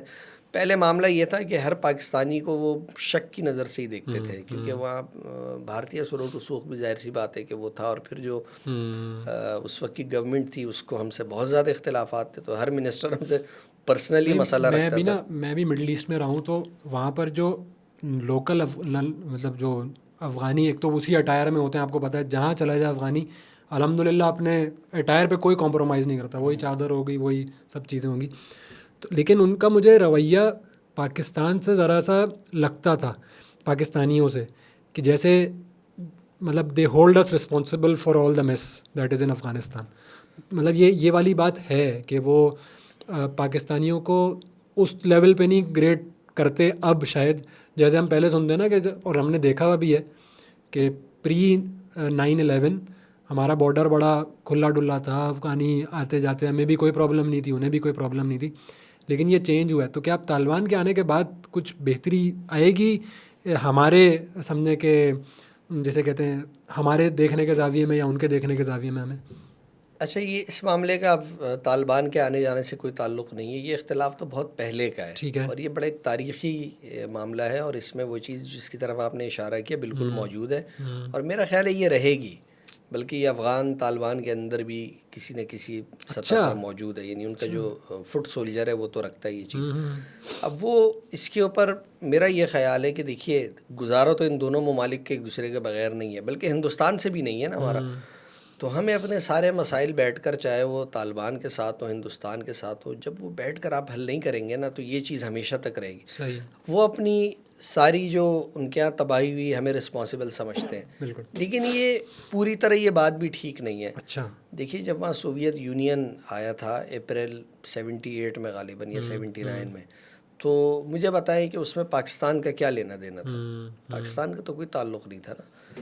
تو وہاں سے جب معاملات بہت زیادہ شروع ہوئے، پھر ہمارا ان کے ساتھ ڈیورنٹ کا تنازع ہے، وہ کلیم کرتے ہیں کہ اٹک تک ہمارا علاقہ تھا. وہ میرا خیال ہے شاید امیر عبد الرحمن اور انگریزوں کے درمیان معاہدہ ہوا تھا 100 سال کا، اور 1893 میں ہوا تھا. وہ کہتے ہیں کہ 1993 میں وہ معاہدہ ختم ہو گیا تو یہ علاقے میں ملنے چاہیے. اب وہ جن حالات میں معاہدہ ہوا تھا اس وقت الگ معاملات تھے، پھر جنگ عظیم ہوئی، وہ دنیا کا نقشہ ہی بدل گیا. صحیح بات ہے. تو وہ بہت ساری چیزیں بدل گئی ہیں. تاریخی مسئلہ ہے. ہاں تو وہ ان حقائق کو انہیں بھی تسلیم کرنا چاہیے، ہمیں بھی چیزوں کو وہ کرنا چاہیے. دیکھیں جو ہماری غلطیاں ہمارے اینڈ پہ، ہمیں انہیں ٹھیک کرنا چاہیے. جو ان کی طرف سے چیزیں ہیں وہ ان کو ٹھیک کرنی چاہیے، کیونکہ اس کے بغیر اختلافات تو شاید ختم نہ ہوں لیکن ان کو کم ترین سطح پہ لایا جا سکتا ہے. تو اس میں ریجن کا مفاد ہے. لڑتے بھڑتے اگر پڑوسیوں کے ساتھ مسائل رہیں گے تو پھر نہ ان کے لیے اچھا ہے نہ ہمارے لیے اچھا ہے. اچھا، جو آپ افغانستان کی بہت پازیٹیو مطلب نیوز ہے ان کے لیے اگر دیکھیں، اور ریجن کے لیے بھی اچھا ہے کہ پروگریسو ایک نیبر آپ کے پاس ہو.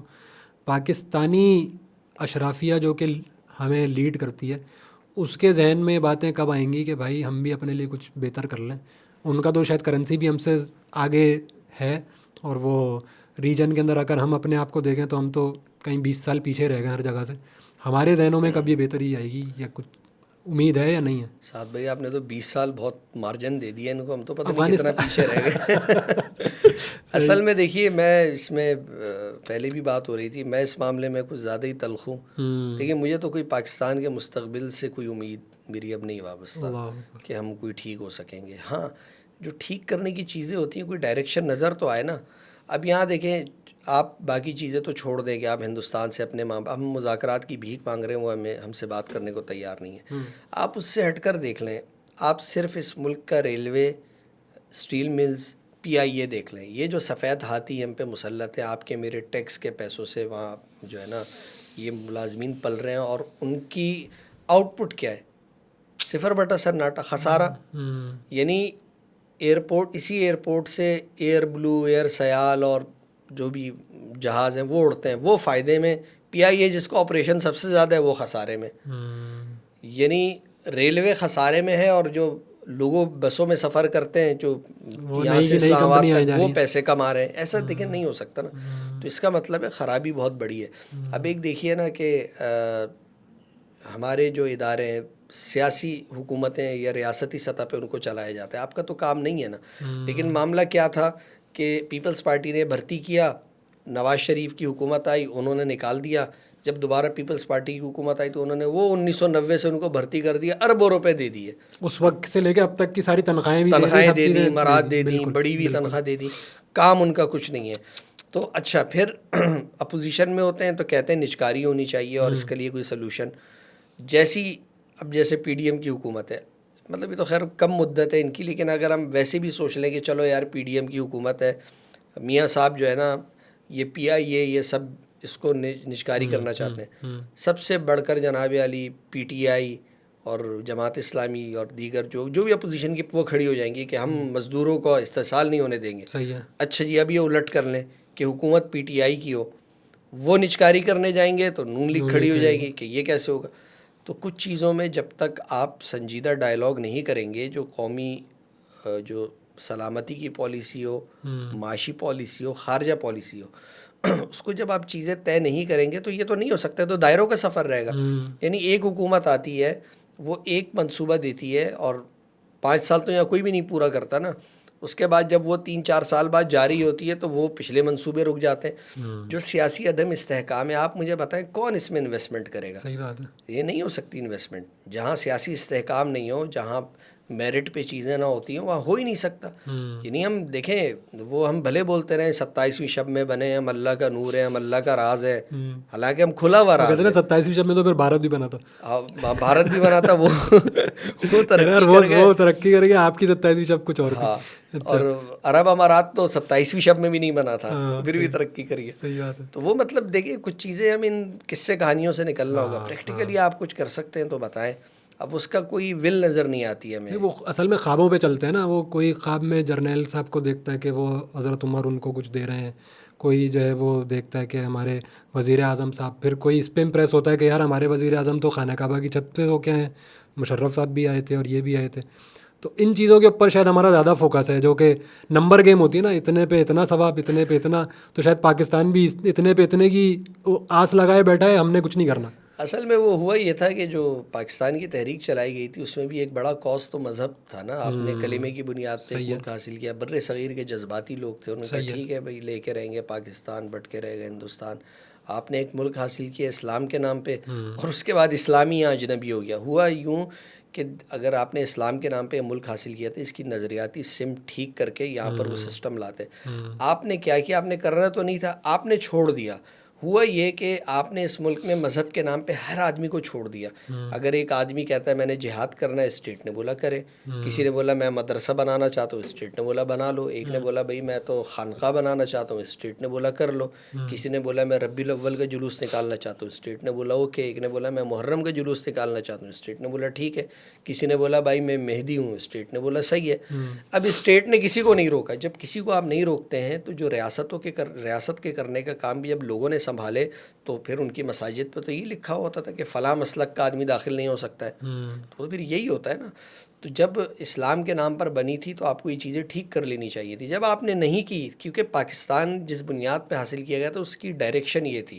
جب آپ اس ڈائریکشن سے ہٹ گئے تو اب آپ ایک قومی ریاست ہیں، کبھی آپ سیکولر ریاست بننے کی بات کرتے ہیں، ملغوبہ بنا ہوا ہے. آپ کی سمجھ میں ہی نہیں آتا ہے یار کیا کرنا ہے. یعنی کنفیوژن اس درجے کا ہے. آپ کبھی، اب تو شاید چیزیں ٹھیک ہو گئی ہیں، لیکن پچھلے عرصے میں تو یہ صورتحال تھی. کوئی سرکاری تقاریب ہوتی تھی نا، تو کبھی اس میں پہلے قومی ترانہ بج رہا ہوتا تھا، بعد میں تلاوت ہوتی تھی. کبھی پہلے تلاوت ہوتی تھی، بعد میں قومی ترانہ ہوتا تھا. تو آپ کی سمجھ میں ہی نہیں آتا تھا کہ ہم چاہتے کیا ہیں. پھر وہ جو ہے لیپا پوتی کی چیزیں کی ہوئی ہیں. ہر ایک کو آزادی ہے مذہب کے نام پر، وہ گروہ بن جاتے ہیں، جتھے بن جاتے ہیں. تو اسٹیٹ نے اپنا چھوڑا ہوا ہے. اب دیکھ لینا کہ مساجد کون بناتا ہے؟ عام لوگ. ہاسپٹلس کون بنا رہے ہیں؟ عام لوگ. فلاحی ادارے کام کر رہے ہیں، جس کا کام ہے ریاست کا، وہ بری الذمہ ہے ہر چیز سے. یعنی وہ تو اسلام تو چلیں چھوڑیں، وہ تو غیر اسلامی کام کرنے کو بھی تیار نہیں ہے نا. کہ آپ کوئی چیز کر لیں، تعلیم پہ کچھ لگا دیں، کچھ اس کی صنعت بہتر کر دیتے. وہ کچھ بھی نہیں کیا. تو جب کچھ نہیں کیا، اشرافیہ کی جو آپ نے بات کی نا، دیکھیے اشرافیہ کے بچے سارے ہیں باہر. صحیح ہے. ان کی نیشنلٹیاں، ان کی جائیداد ہے، ان کا یہاں کوئی ہے، وہ یہاں انجوائے کرنے آتے. اور پاکستان اگر آپ ڈالرز یا پاؤنڈز میں کما رہے ہیں نا، تو یہ بڑی مزیدار جگہ ہے رہنے کی. جنت ہے یہ، لٹرلی پھر جنت ہے. کیونکہ پاکستان جیسے ممالک میں ہوتا یہ ہے کہ اگر آپ کا سرور رسوخ اچھا ہے، آپ کے پاس پیسے اچھے، تو پھر آپ کو اوپری سطح پہ تعلق بننا کوئی مسئلہ ہی نہیں ہے. کیونکہ وہ جو سرکاری اداروں میں بیٹھے ہوئے ہیں، جو آپ سو کالڈ جو 20-22 گریڈ کے آفیسر، CSS آفیسر، تو گد ہیں میکسیم زیادہ تر، کرپٹ، بدعنوان، ہڈ حرام، کام نہ کرنے والے، کام چور، عوام سے نفرت کرنے والے. بیک گراؤنڈ ان کا بھی اگر 2 نسلیں پہلے پوچھے ہوگا ہماری طرح کے غریب ہوں گے. اب انہوں نے 4 چیزیں سیکھ لی ہیں تو بدل جاتے ہیں. یعنی وہ صاحب جا رہے ہوں گے اوپر، ایک ساتھ میں چھتری لیے ہوئے کھڑا ہوا ہوگا. یہ اچھا یہاں ان کا پروٹوکول دیکھیں. یعنی حکمرانوں کو چھوڑ دیں، ویسے بھی کوئی آدمی اثر و رسوخ والا ہو نا، اس کا آپ ایئرپورٹ پہ دیکھیں. وہ میں حیران ہوتا ہوں، لوگوں کی سفارشیں آتی ہیں، بہت سارے لوگ، یار وہ ہمارا بورڈنگ ہو جائے، لائن میں لگنا نہ پڑے. ابے بھائی تو کون سا بل گیٹس ہے؟ اگر تو لائن میں نہیں لگے کیا ہو جائے گا؟ تو کیا مطلب؟ یہ نہیں کہ دنیا کی اسٹاک تم سے چل رہی ہے. صحیح ہے. اگر آپ ایئرپورٹ پہ جاتے ہوئے لائن میں اگر آپ کھڑے ہو جائیں گے 10 منٹ 5 منٹ، تو یار کیا نہیں جی. اچھا وہی آدمی Dubai, new York, London, Toronto Uttar کے اسی طرح ذلیل ہو رہا ہوگا، اور خوشی خوشی ذلیل ہو رہا ہوگا.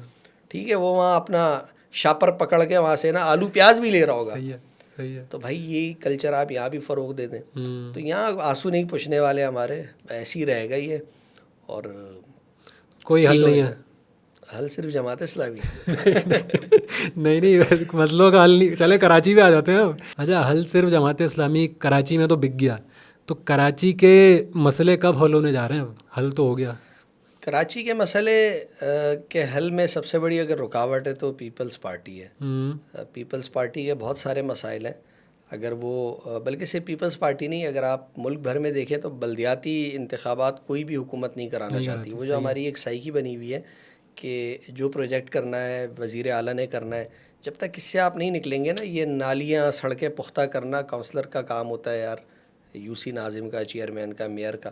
اب یہاں میئر کے کام بھی انہوں نے سنبھالے ہوئے اب تو گورنر نے بھی سنبھال لی بہت ہاں, ساری چیزیں. وہ تو مطلب یعنی پکوڑے اور مہندی وغیرہ یہ ساری چیزیں کر رہے ہیں. تو وہ اس میں جب یہ ہے کہ جب اب تک آپ میئر کو اختیارات نہیں دیں گے اور لوگوں نے منتخب کیا, آپ اس پروسیس کو نمٹائیں, کتنا عرصہ ہو گیا الیکشن ہوئے ہوئے کچھ پتہ ہی نہیں ہے. مایوسی ہے بھائی لوگوں میں. تو مایوسی تو ہوگی. دیکھیں وہ دیکھیں یہی ساری چیزیں مل جل کر تو مایوسی بنتی ہے نا. ہمیں کچھ نظر تو آئے نا. صحیح بات ہے. آپ دیکھیں اب کراچی والے کیا مانگتے ہیں. کراچی والے یہ کہتے ہیں یار ہماری سڑکیں صحیح کر دو, ہمارا کچرا اٹھا دو, ہمیں پانی دے دو. اب آپ سوچیں پانی دے دو, ہمیں نوکریاں تو چھوڑ دیں, بہت دور کی بات ہے. یعنی نارملی ایک جو عام لوگ ہیں وہ کیا چاہتے ہیں, میں اترتا ہوں گھر سے نیچے, یقین کریں میرا گٹر بہ رہا ہے, وہ جو ہماری گلی یا روڈ ہے وہ کھدی ہوئی ہے نا, صحیح ہے, رستے آپ نے وہ کیے ہوئے, ٹرانسپورٹیشن کا کوئی سسٹم نہیں ہے. آپ یہ بنیادی چیزیں مانگ رہے ہیں اور یقین کریں وہ یہ اس لیے نہیں, وہ یہ بھی اس لیے نہیں دے رہے ہیں. ایک تو کرپشن کا معاملہ ہے, سیکنڈ ان کو پتہ ہے جب یہ دے دیں گے تو پھر آپ اس سے اگلی کوئی اچھی چیز مانگیں گے اور حقوق مانگیں گے.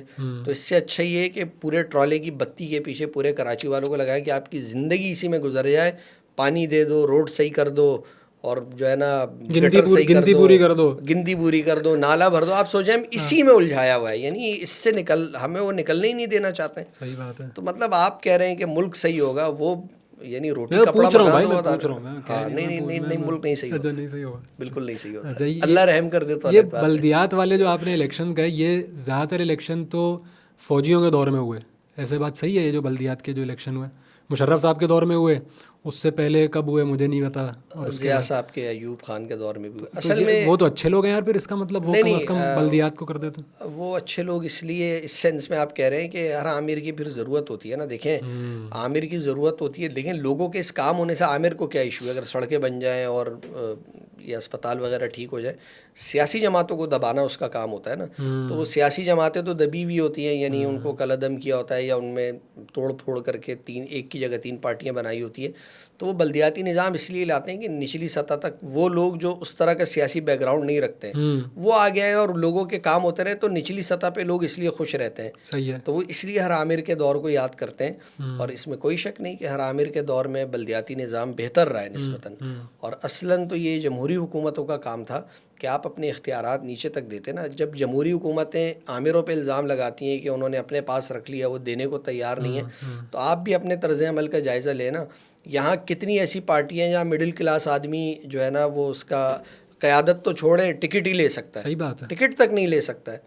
ابھی جو ہے پی ٹی آئی کے الیکشن ہو رہے ہیں, لاکھ 2 لاکھ روپے انہوں نے M N A M P A کی ٹکٹ فیس رکھی ہے. سر کچھ بھی نہیں ہے, 2 لاکھ 2 لاکھ تو دیکھیں لاکھ تو مڈل کلاس ہے, اب کیا مطلب, یعنی آپ جب بات کرتے ہیں تو پھر اس کے لیے تو وہ یعنی مشکل ہے لوگوں کے لیے. اچھا ضروری نہیں کہ ہر آدمی مڈل کلاس آدمی ہے, میں جیسے ہوں, اب یہ ضروری نہیں کہ میں آزاد ہوں بن کے میں بھی چلا جاؤں اور میں بھی الیکشن لڑوں, یہ نہیں ہے بالکل ضروری. اس میں صرف یہ دیکھنا چاہیے کہ وہ آدمی جو میرٹ پہ سمجھتا ہے کہ وہ سیاست کر سکتا ہے, جس کو دلچسپی ہو, اس کو آگے جانا چاہیے. یہ نہیں ہے کہ آپ ہر جگہ گھستے چلے جائیں کہ نہیں یار مجھے سیٹ چاہیے, الیکشن لڑنا ہے, یا مجھے عہدہ چاہیے. اس سے بھی پیچھے رہنا چاہیے جو یہ کام کر سکتے ہیں. لیکن چونکہ حکومتیں, یہ تو ہم معیشتیں سدھارنے کی بات کر رہے ہوں تو بڑی بات ہے, یہاں مطلب یہ روڈ گلی گٹر حل نہیں ہو رہا ہے, تو آگے کی چیزیں بہت مشکل ہے. یہ بتائیں, کیونکہ بات اب نکلی ہے, تو 2018 میں پی ٹی آئی کی گورنمنٹ با فیض آئی تھی یا بے فیض آئی تھی؟ اچھا, اس کے بارے میں میرا خیال یہ ہے کہ دیکھیں جو بھی انجینئرنگ ہوتی ہے وہ تو الیکشن سے پہلے ہو جاتی ہے, ٹھیک ہے, لیکن ایک چیز اور ہے کہ اسٹیبلشمنٹ 60 کو 80 کر سکتی ہے, 40 کو 100 مشکل ہو جاتا ہے. صحیح, تو مارجن کم ہوتا ہے. ہاں دیکھیں اب وہی والی بات ہے نا کہ وہ اسی کے اوپر وہ مینیج کرتے ہیں کہ جو آپ کو لگتا ہے کہ دیکھیں پیسے اسی گھوڑے پہ لگتے ہیں جو آپ کو ہوتا ہے جیت سکتا ہے. ایسا ہی ہے. اگر وہ ہار بھی جائے تو آپ کہتے ہیں چلو مقابلہ کیا.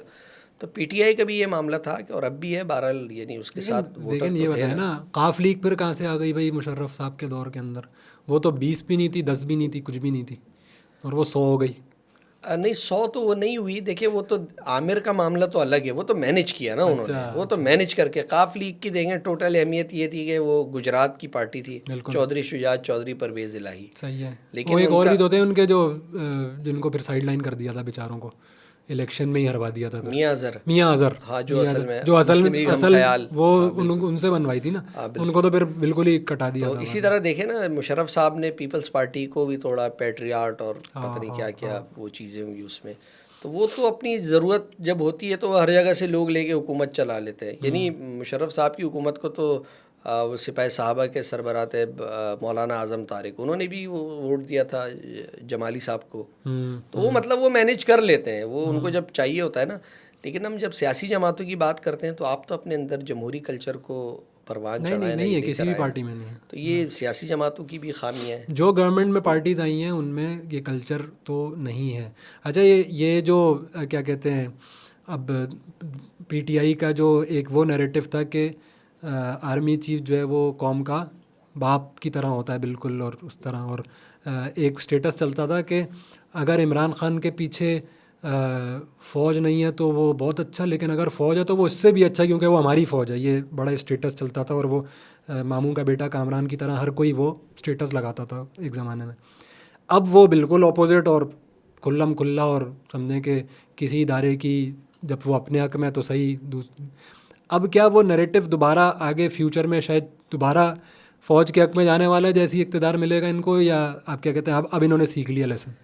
ویسے آپ خدا کا شکر ادا کریں کہ انہوں نے جلدی چیزیں سیکھ لی، لیکن ان کا نیریٹو اب بھی یہ ہے کہ یار فوج کو ہمارے ساتھ ہونا چاہیے، چوروں کے ساتھ نہیں ہونا چاہیے. وہ وہاں پہ غلط ہے. صحیح ہے. ایک یہ نیریٹو ہے. دوسرا جو یہ بات کر رہے ہیں نا کہ وہ باپ ہوتا ہے نہیں ہوتا یہ ہوتا ہے، تو میرا خیال یہ ہے کہ آپ سال بھر پہلے ذرا سوشل میڈیا اٹھا کے دیکھ لیں، نون لیگ، پیپلز پارٹی اور جے یو آئی وغیرہ، ہر کی پارٹی توپوں کا رخ جنرل باجوہ، جنرل فیض کی طرف تھا. بلکہ میاں صاحب کی تقاریر، مریم نواز کی تقاریر اور مولانا کی تقاریر آن ریکارڈ ہے، جس میں نام لے کے کہہ رہے تھے باجوہ صاحب برے اور یہ ہو گیا وہ ہو گیا. اس کے بعد جب آپ اقتدار میں آ گئے تو 2 بروں میں سے ایک برا رہ گیا بس. جنرل فیض برا ہے، باجوہ صاحب کا کوئی نام ہی نہیں لیتا.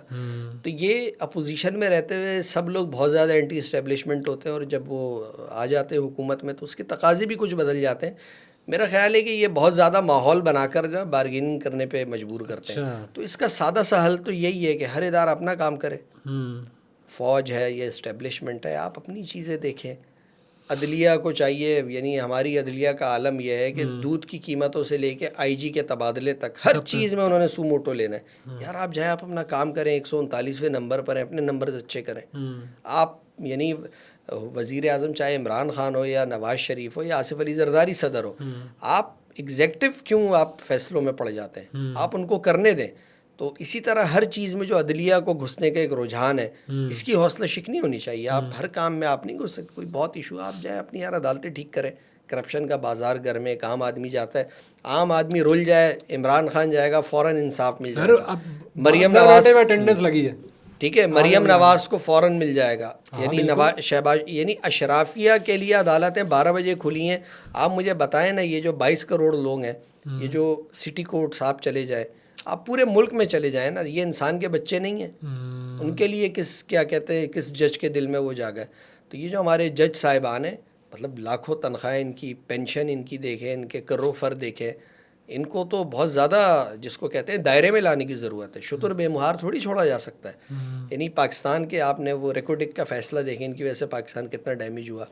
مسئلہ کوئی شروع ہوتا نہیں ہے، قانون بنا نہیں ہوتا، آپ پہلے اس کا نوٹس لے کے اس کو روک دیتے ہیں. تو ان کا ایک وہ یعنی سسٹمیٹک طریقہ ہونا چاہیے.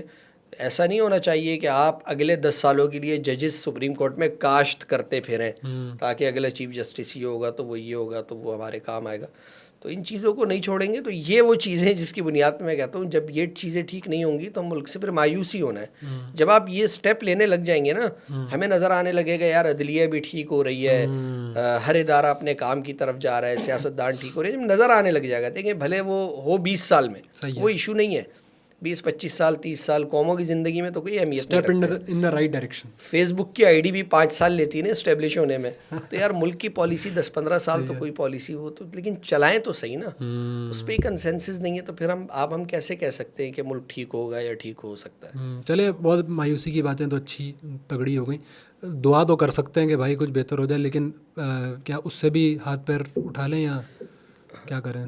دعا کر لیں یار آپ. چلیں دیکھیے ہمارے اگر پیارے بیمار ہوتے ہیں نا, ہمیں پتہ بھی ہوتا ہے کہ یہ اب دنیا میں نہیں رہیں گے, تو ہم دعا بھی کرتے ہیں, دوا بھی کرتے ہیں. بالکل. تو جو انسان کی فطرت اللہ تعالیٰ نے رکھی, یہ تو میں مایوسی جو پھیلا رہا ہوں وہ ایک اپنی جگہ, لیکن اس کا یہ مطلب نہیں ہے کہ کوشش ترک کی جائے. کیونکہ دیکھیے آپ کے میرے سمیت اس ملک کے جتنے بھی 20-22 کروڑ لوگ جو ہیں, ہمارے پاس آپشن کیا ہے؟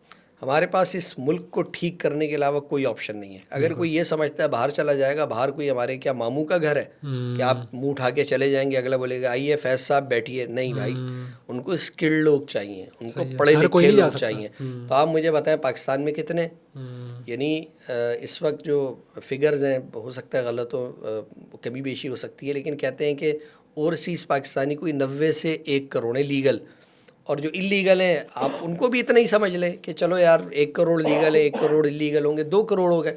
ان 2 کروڑ میں لیبر سے لے کے پی ایچ ڈی تک اور ہنرمند سے لے کے غیر قانونی تک ہر آدمی موجود ہے نا.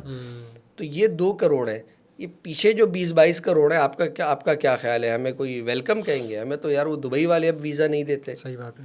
صحیح ہے. تو آپ کا کیا خیال ہے؟ ہمارے پاس ایک ہی راستہ چھوڑا ہے انہوں نے کہ کنٹینروں میں صندوقوں میں بند ہو کے جاؤ اور وہاں جا کے غیر قانونی طور پہ رہو. تو وہاں اگر آپ کے پاس اسکل نہیں ہے, آپ آئی ٹی میں کوئی وہ نہیں رکھتے ہیں, ہندوستان کہاں پر ہے, ہم کہاں پر ہیں, تو ہمیں تو کوئی دنیا ویلکم نہیں کہے گی. اچھا جب دنیا ویلکم نہیں کہے گی, جب ہم نے رہنا یہیں پر ہے, تو بھائی پھر تو میرے آپ کے پاس ایک ہی آپشن ہے کہ اس کو کسی طرح سے ٹھیک کیا جائے. اب وہ لوگوں کے سوچنے کا کام ہے. جب لوگوں کو یہ پتہ ہے کہ یار آپ کراچی میں کسی سے ہی پوچھ لیں, وہ آپ کو 4 جگہ بتا دے گا اچھا کھانا کہاں ملتا ہے, سستے کپڑے کہاں ملتے ہیں, مہنگے جوتے کہاں ملتے ہیں, اچھے اسکول کہاں پر ہیں, تو پھر لوگوں کا کام ہے کہ وہ اپنے لیے جو ہے نا نمائندے بھی صحیح چنیں, اچھے لوگ چنیں جو ان کے درمیان رہتے ہوں, جو یعنی صلاحیت بھی رکھتے ہوں, جو دیانتدار بھی ہوں, جو یہ چیزیں کر سکیں. اور یہ لوگوں کے اوپر ذمہ داری آتی ہے. ہم ساری چیزیں حکمرانوں پہ ڈال کے بری نہیں ہو سکتے. عوام ذمہ دار ہیں ہمارے, ہم خود ذمہ دار ہیں اپنے ان حالات کے. ہم کوئی ٹھیک فیصلہ جب لینے کو تیار نہیں ہے, عوام اگر فیصلہ کر لیں تو ان کے فیصلوں کو کوئی روک تو نہیں سکتا نا.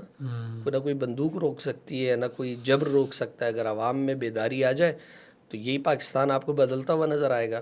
اور اگر وہ نہیں آئے گی تو جس طرح سے اب تک کی صورت حال ہے, تو آئندہ بھی پھر وہ ٹھیک نہیں ہو سکتی. چلیں سر, بہت شکریہ آپ کا. آپ نے آخری لمحات کے اندر تو بڑی اچھا ہوا کہ اس طرح کی بات بھی ہو گئی تھوڑی سی. تو بہت شکریہ آنے کا فیض بھائی. آپ آئے ہمارے اسٹوڈیو کے اندر, آپ سے کسی اور وقت بھی بات ہوگی. کمنٹس میں ضرور بتائیے گا کہ آپ کو یہ پوڈ کاسٹ کیسا لگا. مجھے تو بہت مزہ آیا اور بہت مزے کی بات ہوئی فیض بھائی کے ساتھ. بہت شکریہ.